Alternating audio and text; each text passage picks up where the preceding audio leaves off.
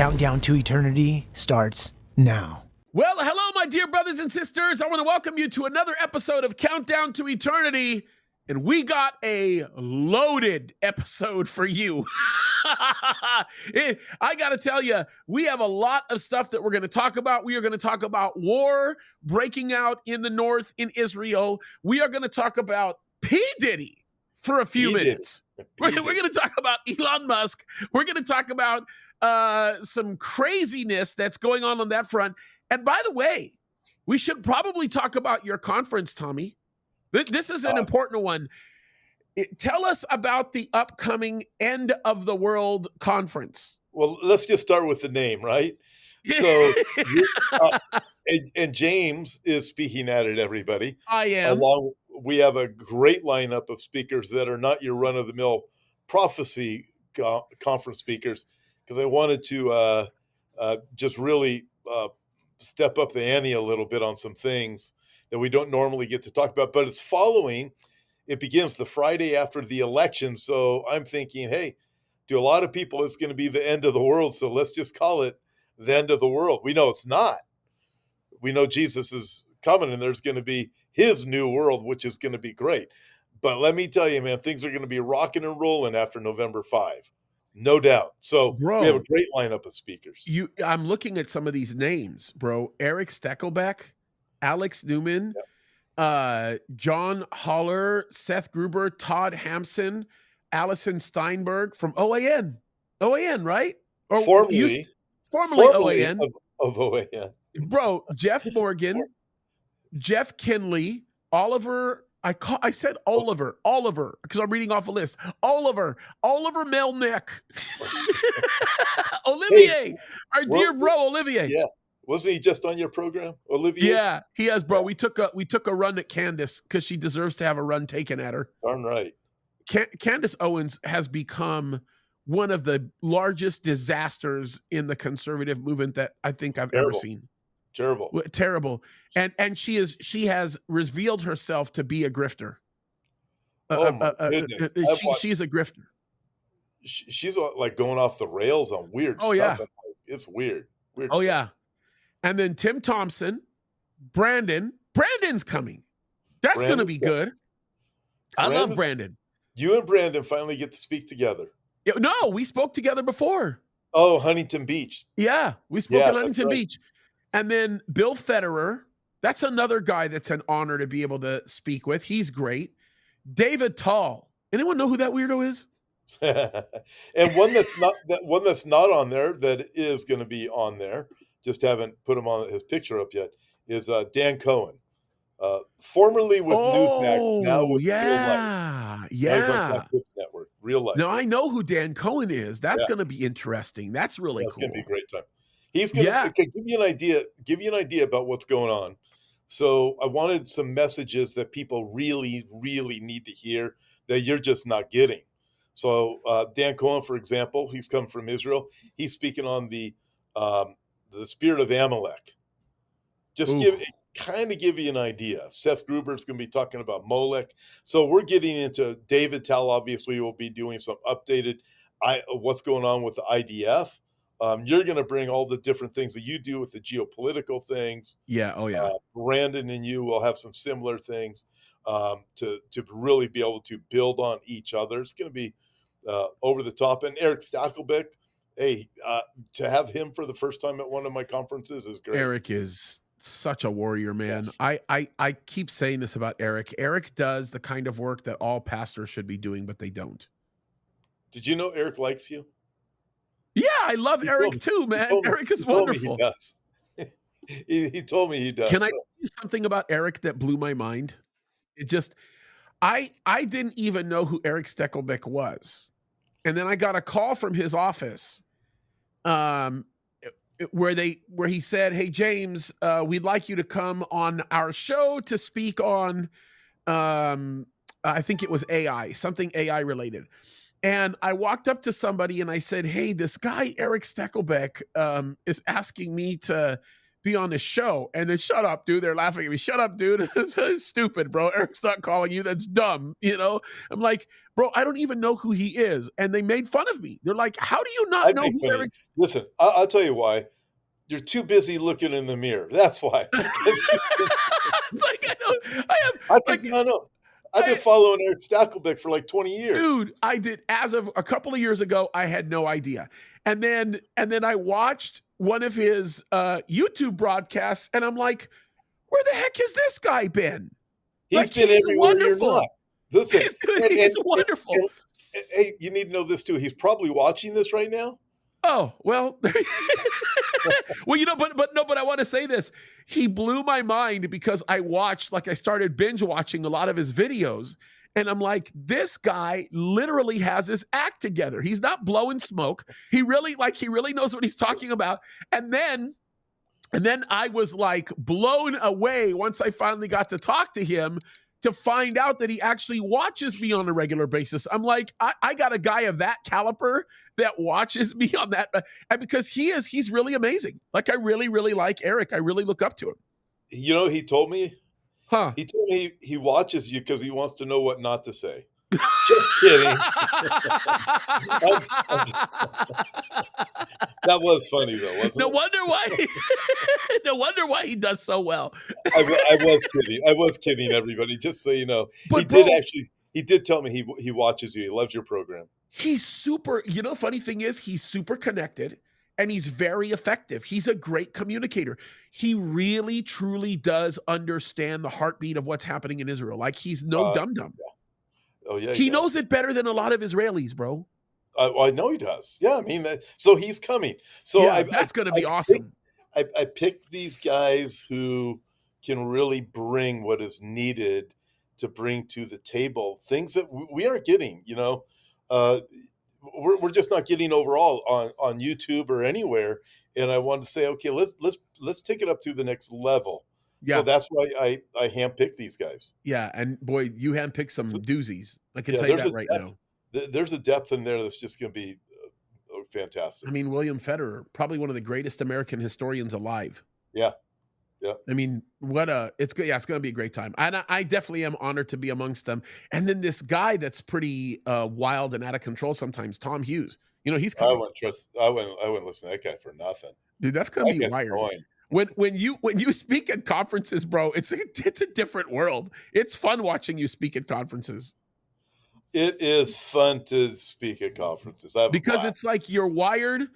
It's the only time where you just get to like be yourself instead of going crazy, bouncing off the walls, organizing. You're right. And when you cut loose, it's pretty fun. It is pretty fun. It's kind of hard to on video, on podcasts, as you know. You can't much. So, okay, let's take everybody back. 2019, you and I did some conferences together. Oh, yeah. And, remember how churches started opening their doors wanting to hear about Bible prophecy? Yeah. All of a sudden, everything started becoming real. They don't want to hear from either of us anymore. It's the same churches. They cut us off. Hey, there was nothing better than to be cut off by some of these churches, bro.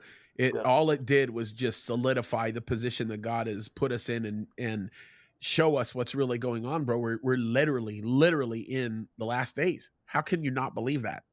It's Amen. crazy. So speaking of the last days, P-Diddy, bro. P-Diddy.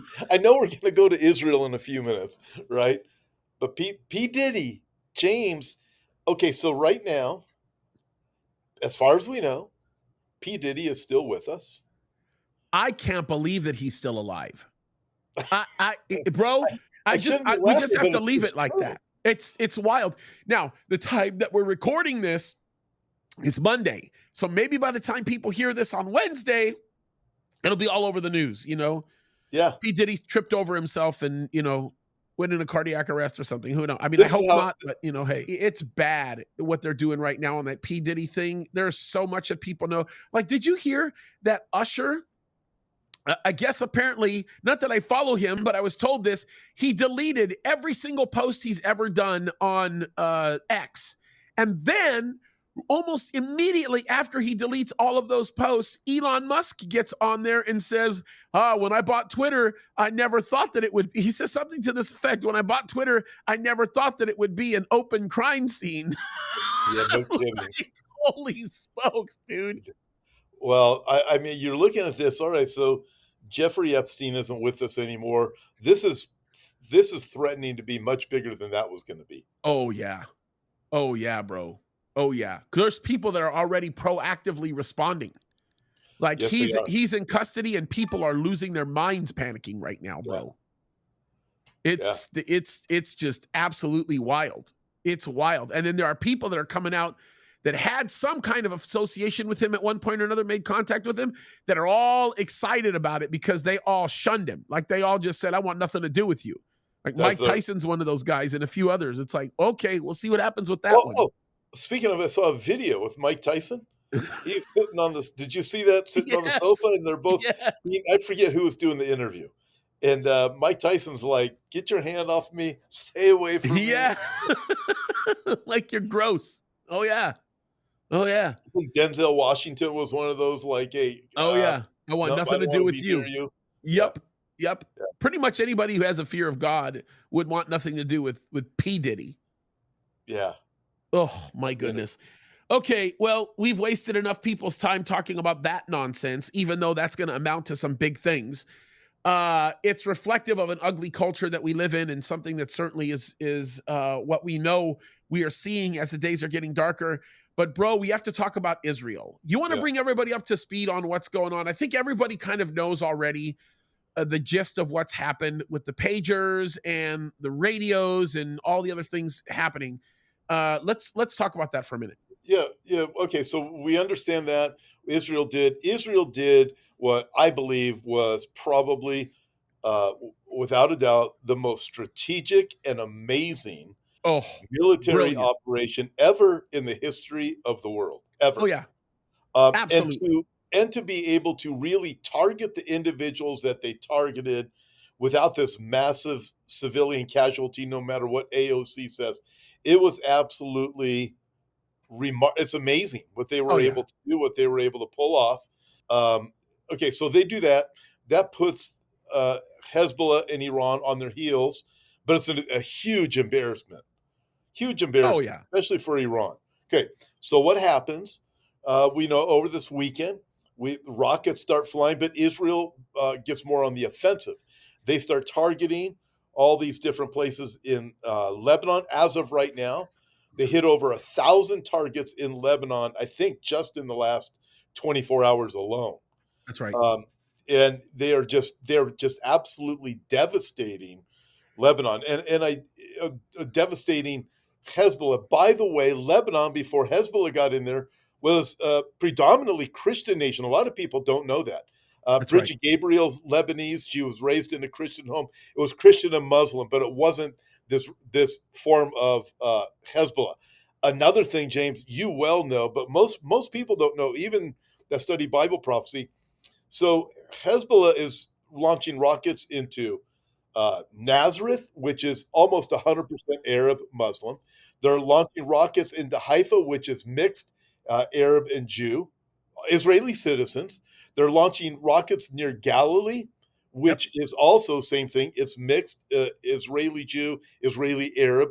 They don't care who's killed. They just want to get as many numbers up as they possibly can.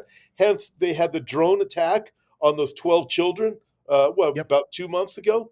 Oh yeah, the Druze children who are not Jews, but Druze. So they don't really care what happens. They will fire things indiscriminately into crowds, knowing that Israel has a very large Arab Muslim population. They don't care who's killed. So that's the reality of the enemy that we're dealing with. But Israel is taking out some significant targets, and they're really putting Hezbollah in a bad position. James, Israel cannot back off. And I also look at this and think this might be happening right now. Israel's really taking the offensive because they know that we have a very inept administration between Kamala Harris and Joe Biden. Very inept, and do everything they possibly can now. Because can you imagine if Kamala wins? Oh my. So Israel has to do everything they possibly can. So Everything's been raised up, but man, it is watching this. Israel's going to come out victorious, but at the same time, there's going to be a lot of casualties on both sides. Yeah, I think there's going to be a significant price that ends up getting paid. I think the geopolitics of it all are the ones that are going to become the most consequential here, because when you look at how it actually affects the position of Iran, and I'll steal some terminology that Eric Steckelbeck often says. He refers to oftentimes Hezbollah as being the crown jewel of Iran. And unfortunately, what's happening is Iran is watching the crown jewel being destroyed right in front of her. And one of the things that's even more remarkable as you see this beginning to take place is you begin to see Iran very actively and vividly reaching out for partners so that they will be able to create from within themselves a form of insulation that will allow them to be able to develop what they know they need to develop in order to be at least somewhat prominent from the position of saving face amongst the other Shiite countries. And it's interesting because we're watching southern Iraq beginning to play favorites with Iran. I think that that's more of a function of an opportunity that they may have with some changes in the Persian Gulf, specifically with trade routes that may be modified as a result of normalization that happens with Saudi Arabia and Israel. But there's also some other significant variables that may come out favorably with respect to the position Iraq is taking. And I mentioned Iraq because many of the drones that came the way of Israel yesterday, while all of these attacks were happening by Hezbollah, came from southern Iraq, very likely at the hands of Iran. Not very likely, I would say undoubtedly at the hands of Iran. But Russia is looking the other way and is in many ways encouraging Israel to somewhat look the other way, because Russia has developed a very amicable relationship with Iran over the years, but that relationship has become even more significant as a result of the problem that they're facing right now in Ukraine. And the problem they're facing in Ukraine has nothing to do with the fact that they're actually winning or not winning. They're winning, and they've been winning for a long time. The problem that they're facing in Ukraine is being able to find the ability to produce the type of munitions that they need to keep the same face that they have up front, while at the same time readying themselves for what may be another indiscriminate action in the South China Sea, not because Russia feels the pressure to be in the South China Sea, but because Russia must. It's not, they don't feel the pressure. They're obligated to. If they're looking at their own federation, they're obligated to maintaining the position that they need militaristically speaking to watch over security in areas like the Caspian, the Black Sea, and also their interests in the Red Sea and the Southern Mediterranean. So those are some active bodies of water that Russia, in essence, has some control over. The one that they have the least control over right now is the Southern Mediterranean, specifically the area that borders Libya. But that is a position that they have to be thinking about, because eventually they will control the Southern Mediterranean because of the Libyan border, simply because of what was started many years ago by Hillary Clinton in a little town called Benghazi.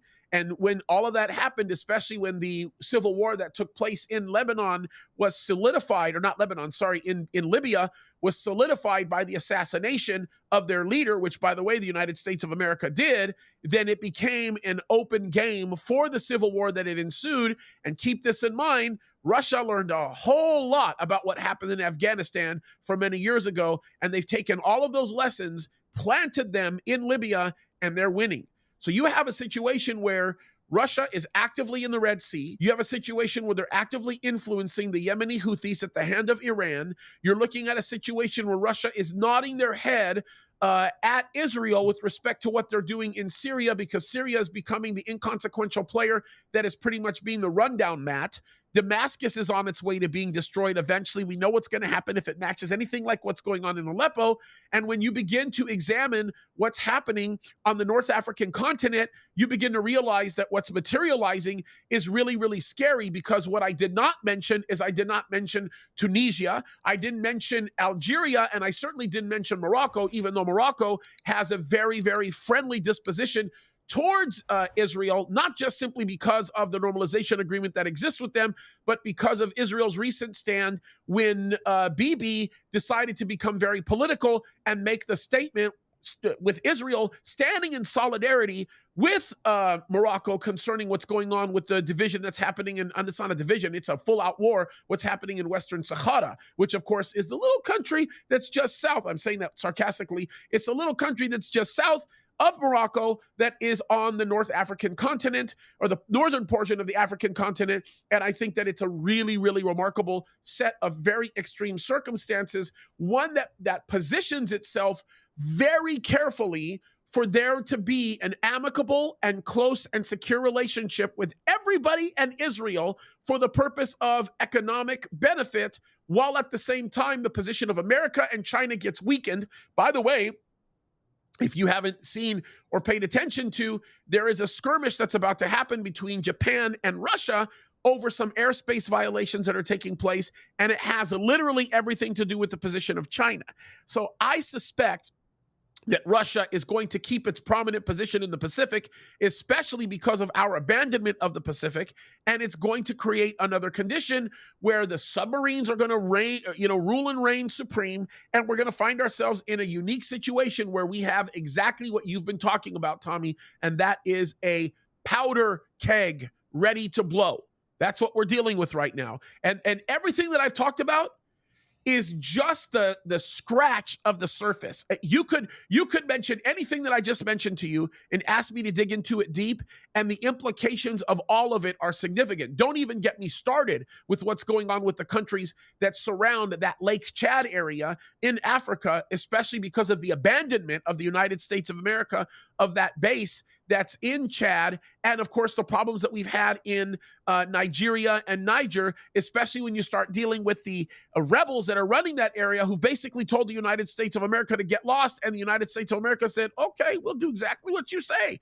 It's ridiculous. And bro, I'm telling you, if you do not think that God's word is real, you ought to think again, because look at the world around us, everybody. It's changing rapidly, and it's falling right in line with the geopolitics necessary in order to put into motion the theater of war that the Bible talks about in the last days. It's pretty significant stuff.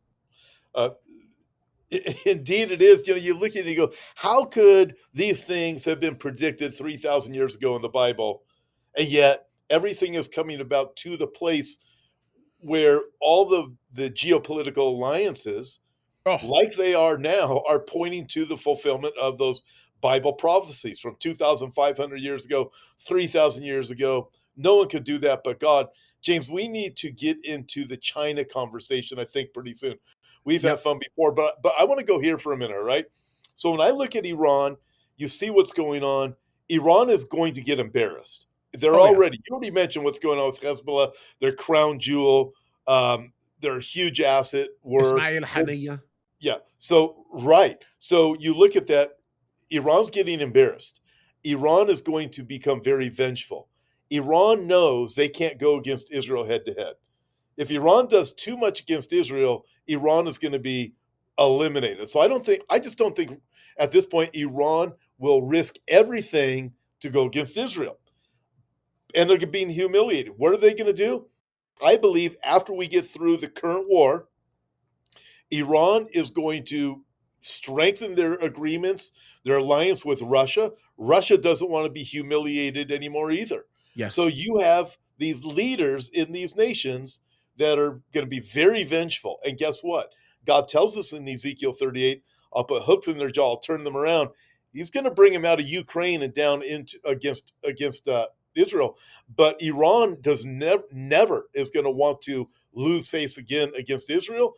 I think what's happening now is going to be the thing that drives them to Russia to say, let's agree together. After this war is going to finish in its current way. It may come down to Isaiah chapter 17, Damascus being eliminated in a night, which, James, I'm looking going, baby, that could happen any night or any day. I'm looking at that going, it is just off the charts. This thing has to get to a place before Ezekiel 38. It has to get to a place of where Israel's dwelling on the mountains of Israel in peace and safety. They are not there. So something's going to give down the road, probably going to come out of the current war, because every war in the history of the world ends up with some kind of peace. It may be total destruction up to that place. I mean, if you just go back to World War II, after the Hitler problem is eliminated, what do you have? You have the Marshall Plan, you have Yep. the rebuilding of the nations and the cities. This is going to happen. It's going to happen. Gaza's going to be rebuilt. Israel's going to come out victorious. Israel's I don't know if you can say this on your program, but I'll say it anyways. You can delete it if you want. But Israel is in a damned if you do, damned if you don't place. No, they If are. they Completely do damned if you not do, take damned up, if you don't. pardon me? Completely damned if you do Oh and yeah. damned if you don't. If they quit, if they just back off, like the AOCs and the Ilhan Omars and the other radical leftists and Marxists and Candace Owens and them all say, guess what? They're still going to hate the Jews. They're still going to call to eliminate the Jews from the planet. 100%. If they press forward, they're going to hear the same thing.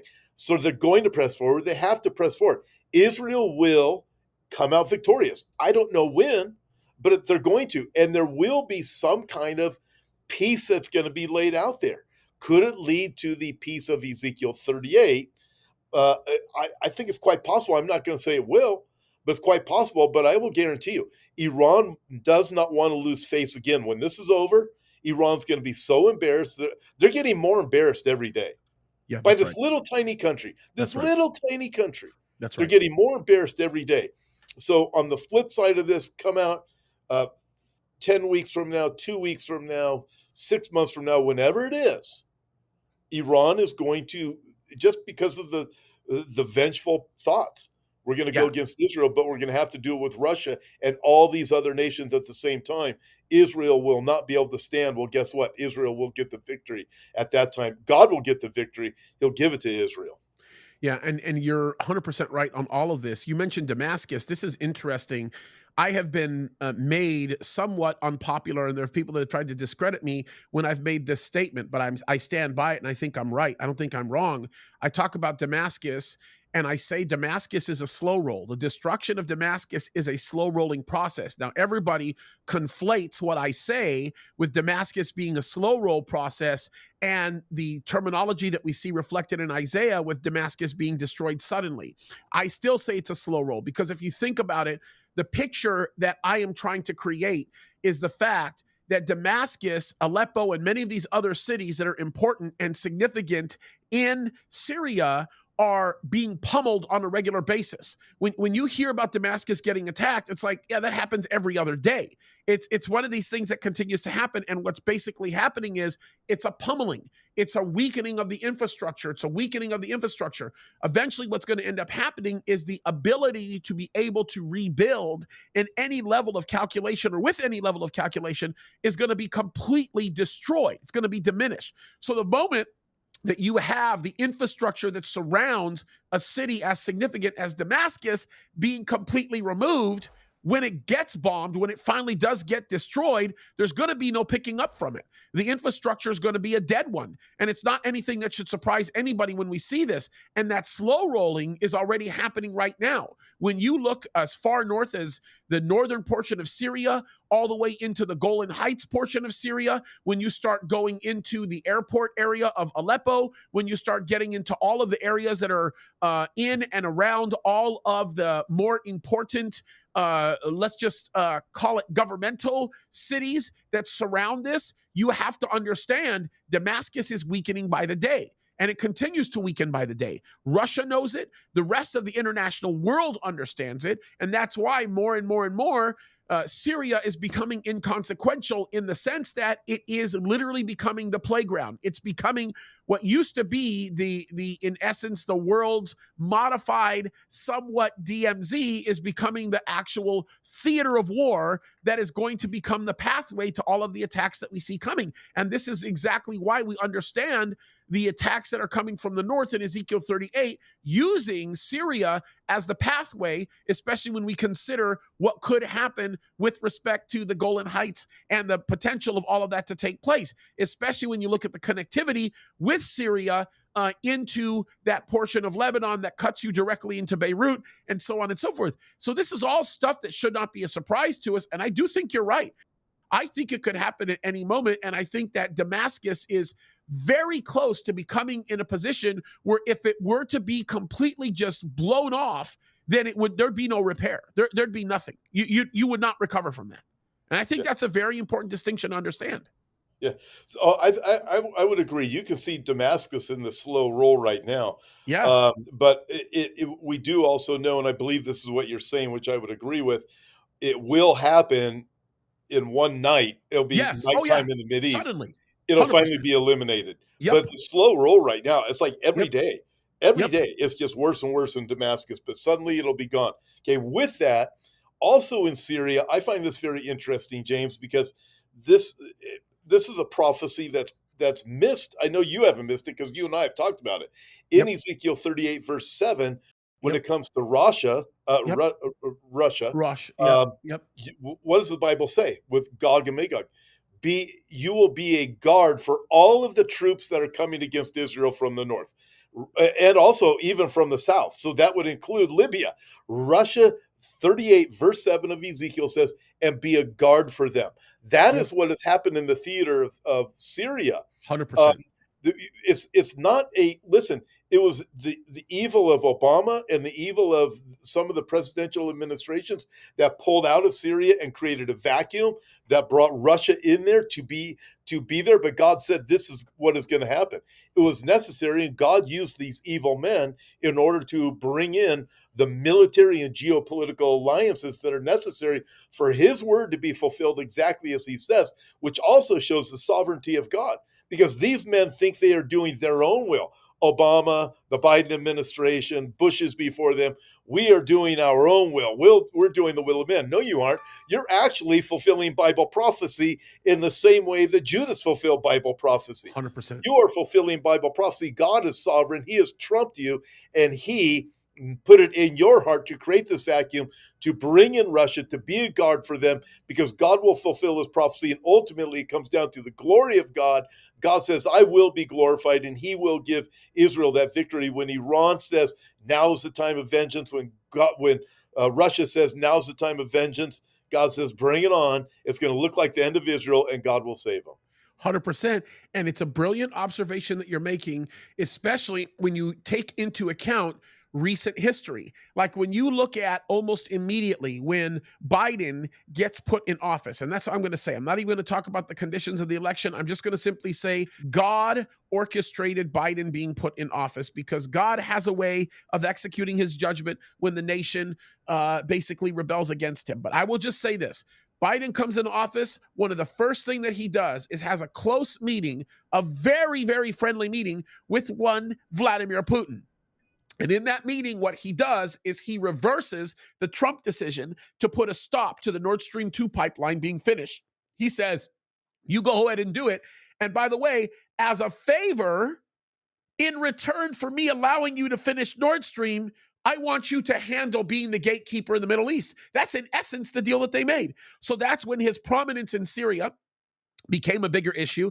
That's at the same time when he declared literally in front of the whole world at an open meeting that he allowed the whole world to peek into, a security meeting that he had with all of his security staff. He basically called or started speaking about the Russian border that is at Israel. He was talking about the Golan Heights. What was he talking about? He was talking about the fact that he declared now Russian sovereign territory to be in Syria. And nobody spoke against it. The Syrian leaders didn't speak against it. The international community didn't speak against it. I think the only people that spoke against it were me and you. But the reality of it is, there's lots of other guys that were looking at it and speaking against it. But nobody debated it, including Israel. Bennett just basically said, okay, let's play nice. Me, you, and the UN, we'll go to bed together. I mean, it's ridiculous, but that's exactly what happened. Hey, you know what else you and I didn't talk about? The UN voting to make Jerusalem Jew-free. We don't have time today. Listen, Matt has a lot of material to make up for all the They can take that whole resolution straight to hell where it came from. Oh, that's where let's just talk. They will. The UN is the largest terrorist organization in the world. They can shove it. Do you understand that since their existence, 193 countries, bro, talk about a fulfillment of Zechariah chapter 12, 193 countries, and 2/3 of all of their resolutions have been against Israel. Yeah. You anti-Semitic goon, Antonio Guterres. What a bunch of insanity. Oh, What a bunch of literal insanity. God-hating devils. yeah. And speaking of the UN being this terrorist organization, I know you also saw this. We don't have time to get into it, UNRWA. but what do they do? You're gonna It make me is mad. the UN is not complicit for the terrorist activities of UNRWA, and the Department of Justice of the United States of America agrees with them. That is how evil it has become against Israel. The same satanic DOJ that is coming against parents that are standing up for their kids in public school board meetings. The same DOJ that if they spent 5 minutes in Gaza would end up suffering immensely as a result of what Sharia law would do to them. This is ridiculous. Under the auspice of diplomatic immunity, you want to excuse these savage animals, these pigs who came in and killed babies. You want to excuse them under the auspice of diplomatic immunity? You can take your diplomatic immunity and you can shove it. Yep, totally, absolutely. I'm sorry, no, UNRWA, you terrorists. I agree, but I got to go. I know. Thank you for telling me you have to go, because I was about to really lose my mind, and it's probably not a good thing. I think we have to end it right there, because I'll start speaking in Arabic. Okay, so yeah, there's so much to talk about. Bro, it just makes me sick. So let's pick up wherever. I don't know where we're going to pick up next week, but we could tackle the UN. You know what? Probably we need to have a conversation on the South China Sea. That's probably an important, with the Philippines and the dynamic there. And it is a big deal, because you and I are two of the only people that are in agreement with the reality that China's not this massive. I get some angry email from people, bro. Like, how could you say China is inconsequential? Yeah, people stop following you. I'm going to start. I'm going to target Andy. Andy's going to become my next target for a debate on this issue, because Andy. Let me just say something about Andy Woods. He's one of the smartest guys in this world. That guy is brilliant. So I'm going to engage him a little bit on the China thing. Engage him on Isaiah 17 and Damascus too, because he doesn't think it's future.